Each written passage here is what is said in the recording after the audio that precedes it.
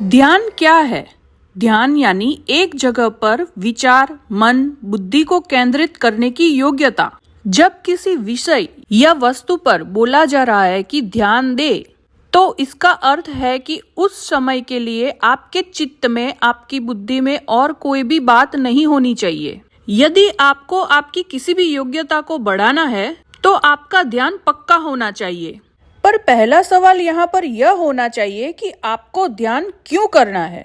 क्या चाहते हैं आप ध्यान से? क्या लक्ष्य है आपका?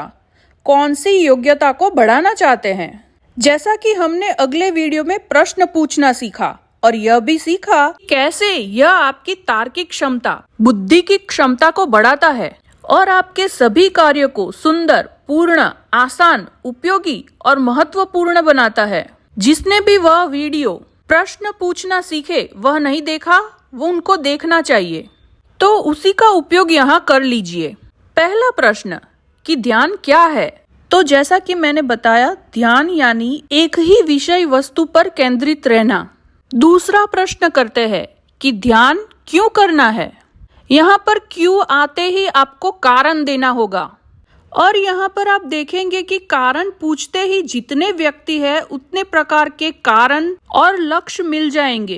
जैसे कि कुछ उदाहरण लेते हैं कि एक विद्यार्थी है तो उसे अपनी बौद्धिक क्षमता को बढ़ाना है, उसे बहुत कुछ पढ़ना है और याद रखना है, उसे याद शक्ति बढ़ानी है। एक ही विषय या टॉपिक पे ध्यान देके उसे याद रखना है, समझना है, तो उसे अनन्य प्रकार के ध्यान की आवश्यकता है।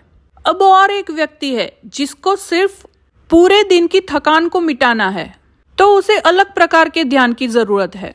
यहाँ पर और एक बात जोड़ना चाहूंगी कि ज्ञान और ध्यान दोनों एक साथ होते हैं, दोनों पर्यायवाची शब्द की तरह है, एक के बिना दूसरा नहीं हो सकता। अगर आपको ज्ञान चाहिए तो ध्यान होना आवश्यक है, और अगर ध्यान करना है तो ज्ञान आवश्यक है। कौन सा ज्ञान? स्वयं का ज्ञान, आत्मज्ञान। यहाँ पर कई लोग कहेंगे कि आप ऐसा क्यों कह रही है, आप यहाँ आध्यात्मिक ज्ञान और व्यवहारिक ज्ञान को क्यों मिला रहे हैं? तो बस मैं इतना कहना चाहती हूँ कि जब आप 7 प्रश्न के उत्तर ढूंढते हैं तो एक निर्णायक, महत्वपूर्ण उत्तर मिलता है, पर इसमें जब आध्यात्मिक ज्ञान मिला दिया जाए तो कार्य करने की सूची ही आधी हो जाएगी, यानी कि अनावश्यक कार्य ही बंद हो जाएगा। यहाँ पर अब मान लीजिए कि किसी का ध्यान करने का कारण आध्यात्मिक अनुभव लेना है, तो यहाँ पर जिसे आत्मज्ञान है वह बहुत आसानी से देख पाएगा कि इसमें भी बहुत प्रकार का ध्यान है। जिस प्रकार की इच्छा है उस प्रकार का ध्यान है। जैसे कि किसी व्यक्ति को तांत्रिक विद्या में महारत चाहिए, सिद्धियां चाहिए, तो उसका एक अलग प्रकार का ध्यान होता है जो गुरु के निर्देश में ही होता है। किसी की यह इच्छा हो सकती है कि सिर्फ उसे देवी देवताओं से मिलना है, उनका आशीर्वाद लेना है, उनके दर्शन करने हैं, तो उन्हें उस प्रकार की साधना और गुरु की आवश्यकता है। किसी को सिर्फ जीवन मृत्यु के चक्र से मुक्ति की आवश्यकता है, तो उसे भी एक अलग प्रकार का ध्यान और गुरु लगेगा। किसी को सिर्फ सुख और आनंद की इच्छा है, तो उसे उस प्रकार का ध्यान लगेगा और उस प्रकार के गुरु के निर्देश की आवश्यकता होगी।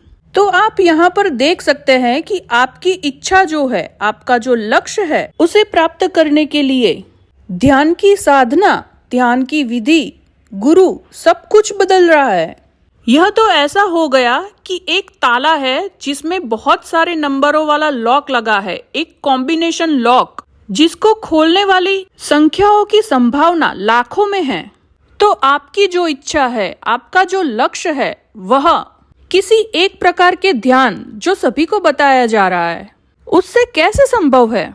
इसीलिए यहाँ पर बार बार गुरु का नाम लिया जा रहा है कि बिना गुरु के निर्देश कोई भी ध्यान न करे। आपने कहीं से पढ़ लिया या YouTube पे कहीं देख लिया या सुन लिया और आपने ध्यान करना शुरू कर दिया, और आगे चल के आपको मदद की जरूरत हुई तो आपको कौन जवाब देगा? कौन आपको निर्देश देगा? कौन सिखाएगा?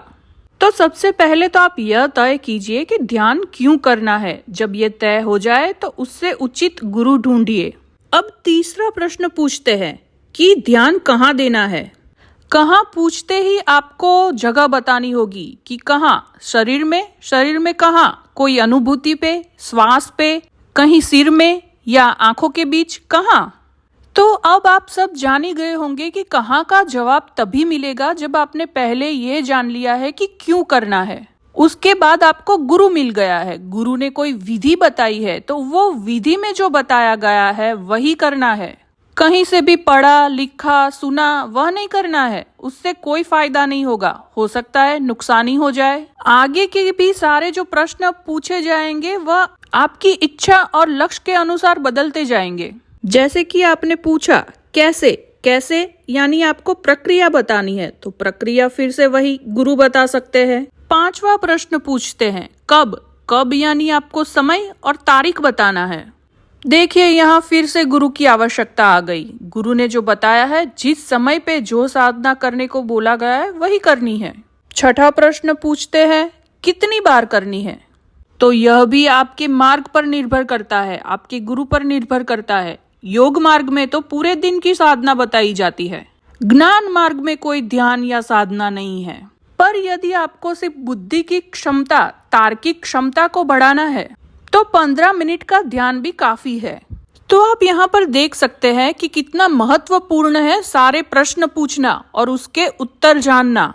नहीं तो ऐसा होगा कि कई कई सालों तक आप एक जगह बैठ के ध्यान कर रहे हैं, किसी विधि को फॉलो कर रहे हैं, पर उसका कोई परिणाम या फल नहीं आ रहा है, कोई प्रगति नहीं हो रही है।